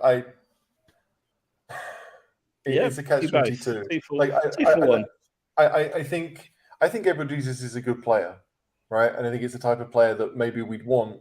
But if I'm saying those things about Sterling, who doesn't really fit the system, where does Gabriel Jesus really fit that system? I'm not sure he does. We do play a different kind of football, and the fee is the big thing, right? Because he's got a year left on his deal. City will want decent money to sell him within the league, unless it's Arsenal. They'll probably give Arteta a discount. I agree with Bren that there are going to be better options available. Like I'd take Memphis tomorrow, right? Like Memphis has got a year left on his Barcelona deal. They may want shot of his wages. Who knows? But to me, Memphis would be cheaper than what Gabriel Jesus would cost. As for Eriksen, I've said this before on the show. Look, if he wants to play every week, that's not going to be Spurs. He came out, I think, this week and said he wants to win stuff. He's always been focused on winning stuff. Is that really going to be Spurs? I don't know. But from a Spurs' point of view, as Phil says, it's a no-brainer for us. I just question whether Eriksen really wants to revisit things, even though we've got Conte and everything is completely different. I do think that from our point of view, it's an obvious yes, but maybe he would like to go somewhere else. I mean, I think he might stay at Brentford for a season out of loyalty to what they've done for him, but just because he's 30 now, right, Eriksen? So, like, again, he's never been one of those players that it's all physical attributes with him. He's not that way. But I just think that, like maybe stay at Brentford. Like, I don't think he's going to want to go too far. If he does go somewhere, I think he's probably got their house in London. I think he's probably quite settled. They know the area. There's a good chance that if he has children, then they probably go back to the school they were at before. So there are all those things to kind of consider. So if he does stay within the UK, I think it will be London-based, which probably leaves us and Brentford. Because I don't think he'd go to Chelsea. I don't think he'd go to West Ham. I don't think he'd go to Arsenal. So, I don't know. But, it would be nice. Champions League as well. Champions League, that's a big pull, isn't it? I mean, I've got to say, this does make you want to lick your tongue a bit, doesn't it? Eriksen spreading the ball between Kane, Son and Decky. Oh, imagine that. It sounds a lot like Kane, Son and Delhi, doesn't it? I mean, you read that. we haven't changed much. But it does seem good with Eriksen. If he's doing the bullets for those guys, we will be laughing. Oh, truly! How many goals would they score with that kind of service? And for me, it's the stuff that Eriksen brings to you off the ball. He's still one of the top runners. So yes, he doesn't put it about to put your point there, HG. But he's one of those players that's always available. He's always on, and that's because he covers so many miles on a football pitch. He's got an incredible engine, John. Would you welcome him back with open arms? Nixon, absolutely. Yeah. Free transfer, again, keeps money in the bank for us. He will give us the options between playing 3 in the middle, which has been one of our concerns this year at times. Yeah, I mean, just on that, we'd have to change the system to fit Eriksen. I think he's going to change the system slightly anyway. I think we need to be flexible. You need to be able to play more than one system at times. There's times we've been overrun in midfield. I mean, Højbjerg has definitely stepped up. Bentancur's made him a better player, and the system has made him a better player as time's gone on. But Eriksen will give us something different. There's been times when we've lacked creativity with Bentancur and Højbjerg. So he would just give that something different, wouldn't he, at times? And you can't. Eriksen might be able to play 60 games a season anyway, but we could play 3 in the midfield. He could play as one of the front 3 if needed. I think you have to look at each game, and we know Conte analyses every opposition so, to minute detail. Well, the other thing is Conte's native formation in Italy, and he's one of his most successful formations is 3-5-2. So I wouldn't be at all surprised just to switch between that and having 2 and 3 in the middle. Absolutely, or 5-3-2, depending on which way you want to term it. But same thing. If Eriksen was costing 30 million, we wouldn't be having this conversation probably. But the fact that he's on a free, we'd have to be looking at it. We really, it would make a lot of sense. And of course, this man's come back, Oliver Skip. So we've got some rotation options. I know John mentioned Højbjerg, but there's this idea that before Christmas when we weren't as good, obviously Nuno was in charge, and then Conte came in and Romero got injured on international duty pretty much straight away. That Højbjerg was he didn't have a great defense behind him, and the attack wasn't really functioning either. And him and Skip, it's not like they struggled, but they didn't really work. They didn't complement each other too well. In fact, Skip looked the better of the two at that time. But by having Romero come back and by having Kulusevski up top, it's meant that Højbjerg has been able to focus on basically being the guy in midfield that he and Bentancur do the same thing but with different qualities. And so he's been able to focus on what he's best at, which is maybe that more driving role in midfield to try and win the ball. And he can do a bit of everything, but just like Bentancur can, but they go about it in different ways. Bentancur's much more mobile, much more fluid, doesn't go into tackles half as much. But together they work really well. And with Romero and Kulusevski coming in, suddenly the whole team functions better. Højbjerg obviously was a figure of fun probably for the first half of the season. He didn't get a great deal of love. No. But I do think that second half of the season he's looked a lot better because the team has functioned a lot better. And that's for a central midfielder, that has to help when you know that you don't have to be as good defensively because the people behind you are decent, and you don't have to be as good offensively because the people in front of you know what they're doing. Yeah, absolutely. So next one up, people are already talking about it in the chat. James Ward-Prowse. So James Ward-Prowse. I think Shan's got an interesting point here. He's Harry Winks with world-class set-piece delivery. I'm not sure he's quite as bad as Harry Winks, but his set pieces are definitely world-class. Would you take him, John? I think he's expensive. Yeah, that's what I was going to say. Other signings. If he was a free, absolutely. He's a really good player. You can't have everyone for free, just to be clear. We do have to pay. No, I'm just trying to give an example. But if he was 10 million, 20 million, but Southampton will want 50 million. And for that much, I think it's a no. Yeah, Becky agreeing. Yeah, I think like people said in the chat, you've got, if you're getting Eriksen for set pieces and for what he brings, James Ward-Prowse has not got a great deal more and he's going to be really expensive. Yeah. I mean, James Ward-Prowse is one of those that he is very, very, very good at set pieces. He's quite good at breaking up the play, but he's not like a world-class midfielder, HG. Is that fair to say? Go on, Brendan. Is that fair? Brendan, go. I beg to differ. I pulled up the stat on Friday about top was Rui from Man City. Second was Rice. Am I still there? Can you see? Third was Højbjerg, and fourth was Ward-Prowse. So for interceptions, he's a ball winner. And maybe, and I think someone raised the point. I think it was James, that the system that Southampton play means that he probably has to try and win the ball more than at a decent team. But I think he's got a good blend. Like, he wins the ball, his set pieces are excellent. I think maybe he does need to step up. I think he will leave Southampton eventually. He's been there a long time. He just signed a brand new contract with them, though, hasn't he? He's just signed a really long contract with them. Yeah, last year. You know, go on, HG.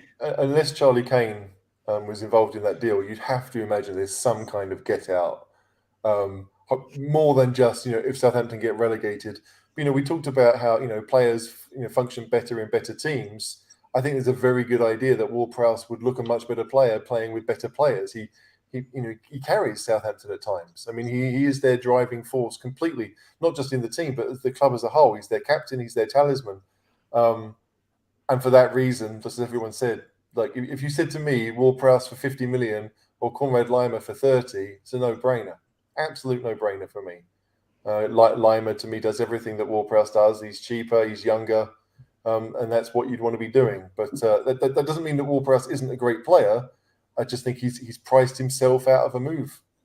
He's by signing that contract, he's basically said, I'm going to be at Southampton for a very long time, because he's got no leverage to force a move whatsoever. And maybe he's happy being the main man at Southampton, but I certainly don't think he's a £50 million midfielder. People in the chat are mentioning Maddison. I'm not sure Maddison has got the right mentality for Conte. I think he might be a bit Dele-esque, and you know, hopefully that ship has sailed. He's Dele's best mate, actually, but yeah. So yeah, I read some nonsense about him being a gooner. He's not a gooner. He just wants to go to one of the quote I've got is on very good authority. He just wants to move to a Big Six club, Maddison. He's not actually that fussed about which one. He just wants to move into the big leagues. But Maddison's, for me, no, not for me. I wouldn't take Maddison. I don't think he's as consistent as Ward-Prowse or Ericsson. I don't think, as you say, his running is as good, or his pressing is as good as those players. So for me, it's a no. Would anyone take Maddison? No. It's David Bentley Mark II. Fuck him. David Bentley has spoken. Screamer against the Goons, though, right? Yeah, I mean, I just the fact that Ericsson came in, you know, having not played football for 7 or 8 months, comes in and turns Brentford into a winning machine. I don't know many players that would have done that. I really don't. Like, he just gave them that extra level of, it's not just ability, it's nous. It's like, you know, knowing when to do the things that you can do. He I suppose he does this a lot. He picks the right options. Maddison plays in a similar way to Reguilon for me. He's a bit headless chicken. He's really eager to please, and he's very good, you know, on occasion. But for the money that he wants, I mean, I wonder which Big 16 would go for him. I think Arsenal might, you know, spend the money, but I don't think he really fits what Tuchel does. I don't see him going to, you know, Man City or Liverpool. So that leaves who? Chelsea? No. Who have I missed out? Man United. Who knows what Man United will do this year? I mean, that's just it. Like, whoever Ten Hag decides he likes, none of us really know who that's going to be. He doesn't want to give an interview. I just point out he doesn't like Gary Cotterill very much. I was going to say, what are we going to say about that? Because I'm with you, caller. I think, you know, a couple of selfies and a quick hello, how are you? Because, you know, the whole thing with Conte, everybody feels a connection with Conte. So when he's, you know, from minute one, we're singing his name, and then, you know, don't get me wrong, he's got his moments. But if Ten Hag is trying to sort of start in the right way, it's not got off so far well, has it? I hope that Ten Hag is as successful as the last Dutchman to manage Manchester United. That's what I really hope for. But he's not exactly starting out by endearing himself to the media or the fans, is he? I mean, like, what did I say last summer, caller? Right? You said he was a bit of a twat, I think. Yeah, I mean, I lived in Holland. I know Dutch people. They are usually a bit more Martin Jol, a bit more jovial. They're quite happy people. They love to laugh. And he didn't come across that. I watched a video for him at Ajax where they went through like his 10 favorite memories of his time before this interview. And it was all just very it was boring. Yeah. I know he's from the countryside of Holland, so I get that they are a bit more dour there. But I just thought there's no way I wanted him at Spurs, and I'm not sure that personality will mesh at Man United, which is great because I don't want him to. It's not going to work at Man United if he can't talk to the media. The reality is, look, don't get me wrong. The Sky Sports report, is it Cottrell? Is it? Mm-hmm. He looks a knob. Yeah, he was being a knob. Absolutely. The thing that I noticed he isn't being a knob. But if Ten Hag's got any brain whatsoever, or a bit of savviness in terms of how you're going to deal with the media, how you're going to win the fans over, how you just give a 2-minute anecdote. It costs him nothing. He was that guy when he was manager at Ajax. He would go home often. He would go back to countryside Holland towards the German border where he's from. He comes from a pretty wealthy family.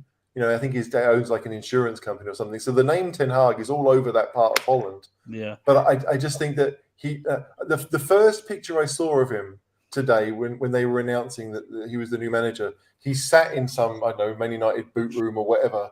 And he's got this awful man from Del Monte, like beige suit, and he had this kind of cup of coffee, and I just thought that's not the image I would want. Right? Brent.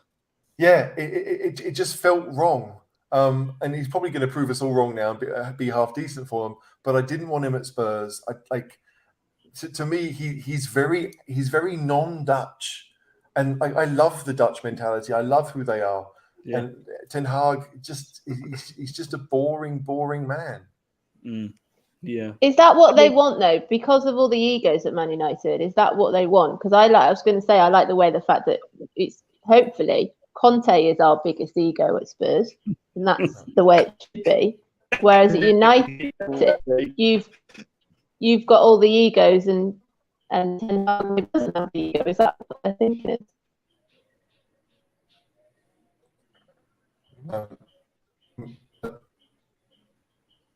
All right. I think I've lost everyone. Can you hear me? Yeah, I can hear you. Yeah. Right. I think we lost each other then. Okay. I think if you look at any of the big teams, really, like Klopp is the figurehead of Liverpool, Guardiola is the figurehead of Man City. Your manager needs to be that person. I mean, Ferguson was always that person. No player was bigger than the club, and Ferguson was the club, right? So it's a weird thing. Like I can understand, you want to maybe be a bit aloof, and like his English, Ten Hag's, it isn't great. Like I noticed that all the stuff that Man United did today, they subtitled it, which they didn't need to because his English is not that bad, but he's not as comfortable as most Dutch people are in this language, and so it's a weird one because I do think they need someone to unite the United fan base, to get everyone behind. Solskjaer never really did it. Van never really did it. Mourinho certainly didn't. Moyes certainly hasn't. And so if you don't have that character, the charisma that the fans are going to get behind, like we as Becky said, we did that from day one with Conte. Like we knew that he was a passionate man, and it wasn't just for show. It wasn't just I'm part of it. Like it obviously helped because Nuno was the anti-Conte in that respect. But I just think that, maybe these days you have to be a bit larger than life. And, you've got a personality. You've got to be an effective leader, you've got to be a personality.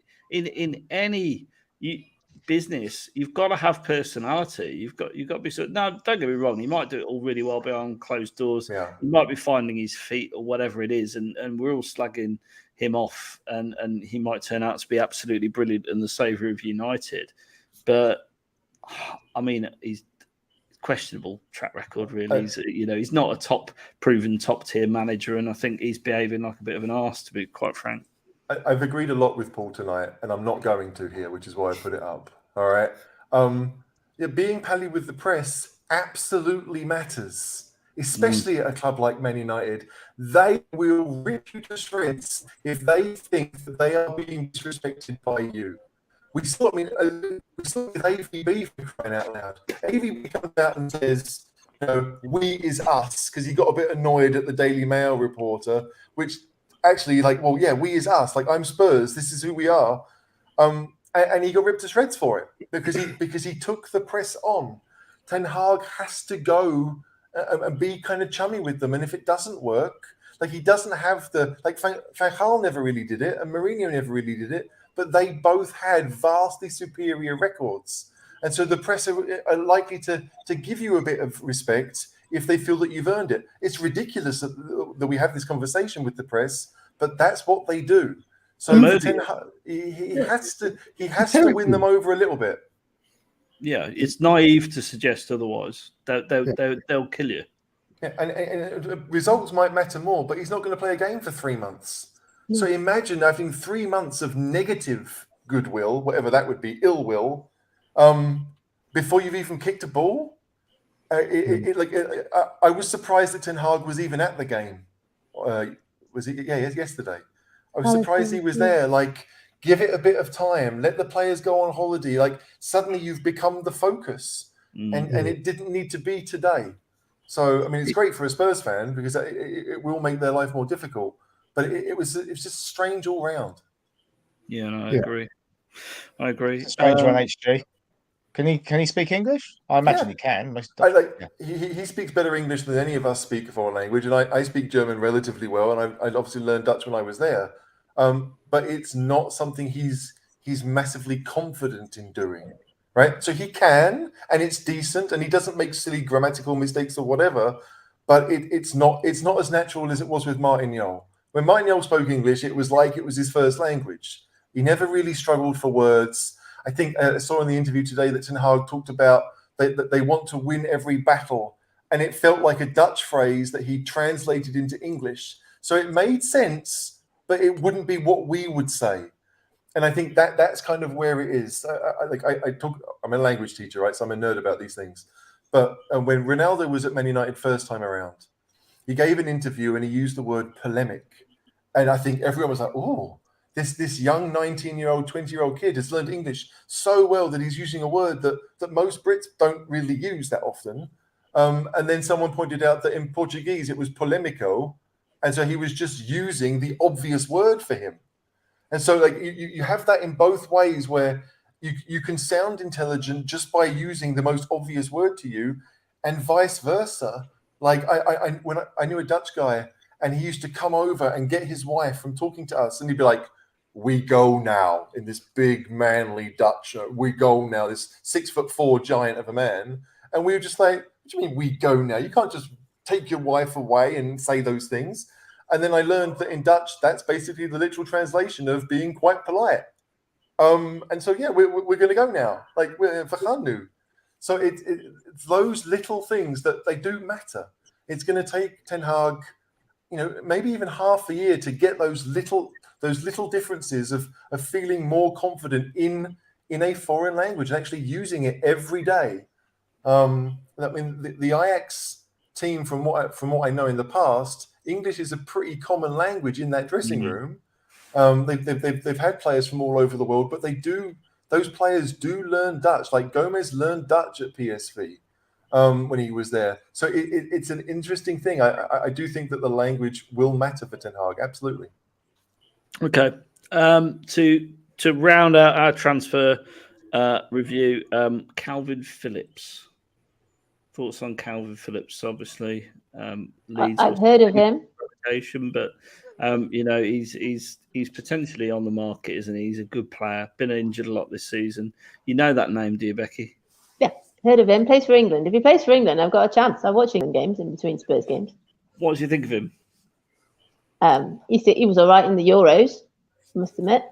Yeah, didn't see much of him this year at Leeds because Leeds had so many injuries, didn't they? Yeah. He was one of them. Yeah, that would be the worry. Is he okay from the injury? I don't think Southgate really played him in his best position because his best position is the Declan Rice position. And obviously we know Rice is a better player. So he's better than Skip, but how much better than Skip is he? Is he, because what's he going to be, 40 or 50 million again? Probably. Yeah. And he's a good player. Will he want to leave Leeds? I mean, like Leeds are still in the... Yeah, exactly. They stayed up. Yeah. And he's a Leeds boy. So I read I'd be something about him surprised. going to Man United today. And Rio Ferdinand basically saying to him, whatever you do, don't do it. The chief of police rang me when I went over there and I was only at Leeds 18 months. They'll kill you. So, so yeah, okay. That's I'd take him. I just don't see it. I think he's just too expensive probably for what we want to spend on a central midfielder. But yeah, there you go. You could understand leaving Leeds for Man United if Man United were If Man United were good. You could understand leaving Leeds for Man United if Man United were good, exactly. But to leave Leeds for Man United now, that is a stretch that, you know, his family don't need that kind of nonsense. So I can't see him going to Man United. I agree with that. Yeah, true that. On this day, John, do you want to share us? You're on this day this year, today, 1984. Yeah, I mean, I was 7. Of 2. We won the UEFA Cup on penalties. Oh, Spurs and silverware. See, look at that. Beautiful. Aussie. Gary Stevens Stevens is there. Mickey Hazard. Mickey's there. Perryman's in there, although he was injured. Look at that. Oh, what was the score, John? Well, both legs were 1-1. And then obviously we won, was it 4-3 or 4-2 on penalties? There you go. 4-3. Winning. Interesting time because Danny Thomas, his penalty was saved, and the crowd apparently all chanted his name as he walked back to the centre circle. Not very often would you see that in this day and age, I don't think. You look at the abuse. Best fans in the world, with the best fans in the world. It's that idea that he was a young kid, maybe 2021. It's a European final. I mean, it is one of those things that, like, they knew it was going to hurt him and they couldn't take it out on him. And the fact that Tony Parks went out and saved the next penalty and we won meant that we all kind of forgot that had happened. But yeah, I think it was the next penalty. It may have been the next round. I don't know. But yeah, Danny Thomas, one of those players who, had he played 20 years later, he'd have had a lovely long career, but he got nobbled by Gavin Maguire. And that was that for him. But Danny Thomas, I think he's a physio now. Like, I think, he is. So he's probably in his 60s, which is just weird to think that he's almost 60 now. But it was a really good night. I do remember watching it on TV, even though I was like 5. That's kind of my first real memory of watching the Spurs. I wasn't there for the penalty shootout because I'd have been in bed by then. But I do remember my dad he allowed me to stay up for that. I like this. I saw this. I thought we'd just bring it up because obviously, it's relevant. Jose was the problem, wasn't he? Yeah. I don't think he really was. Not in 1920 he wasn't, but arguably in 2021. Although I think injuries and the investment was the big problem. But I wasn't a fan of Jose. I didn't really want him at the club when he came in. Just found it quite amusing. And then I thought I'd give HG his chance. Are you looking forward to this? Very much so. I'll wait to see that. I'll wait for everyone else to watch it. Yeah, when the Spurs one was out and you didn't talk to anyone until you saw it for yourself. This time it'll be the other way around. I'll wait for everyone else to see, and then I'll probably just go and skip to the bits that we all think is super funny. I don't think I'm really interested to watch 8 hours of Arsenal this season. But the tears in the crowd or the disappointment or whatever will be fun. Or even the times of happiness because we know how it ended would be kind of fun to watch. I think I'm just going to skip straight to episode 9. I don't think I can wait through the whole series, Bren. What do you reckon? Thing is, should we say, because we were in the Spurs one, should we ask them, say, look, we've got some really good Arsenal content in the cheese room. The cheese room podcast was in the All or Nothing documentary. Have some of that. Not many podcasts can say that. Yeah, my 19 seconds of fame in episode 8, 7 minutes in, and 19 seconds is a bloody long time. I'll tell my missus. Word in that, yeah. They cut the remaining 13 seconds of my dialogue, but never mind. They paid us for it, so it's all good. We all sat there watching it, waiting for Caller's bit that we'd all been told was going to happen, and then it didn't, and it was like they cut me. Maybe you don't know this, Caller, but we sat here and we thought, does he know? Has he? Because you've been going on about it for so long that this is going to be it, and then none of us heard it. So we kind of had, who's going to say it? And then I think you brought it up, and we were like, okay, fine, he does know. Okay, but good. you do hear me interrupt Brendan at the end of Brendan's clip, so I am in it. So there you go. Oh, okay. At least there is some part of me there, which is more than a lot of people can say. So I'm proud of that. And then this one, HG, you didn't get to appreciate the wonderful tweet that Brighton and Hove Albion sent out after beating West Ham. Yay. Massive. Is there something to this story that I don't know about? Well, they just beat West Ham. They beat West Ham. How do yesterday. West Ham describe themselves? Yeah, but they've referred to themselves as massive, haven't they, all season? Their greatest season, and they've finished lower. Yeah, that was lost on me. Sorry. But yeah, well done, Brighton. West Ham get battered or West Ham are massive. So we sing West Ham get battered everywhere they go. They sing West Ham are massive everywhere they go. So it was a play on the chant. Yeah. This is why I don't have a job in social media. Well, that and you'd probably sleep through it, to be fair. Let's just remind ourselves. Oh, we all remember those days.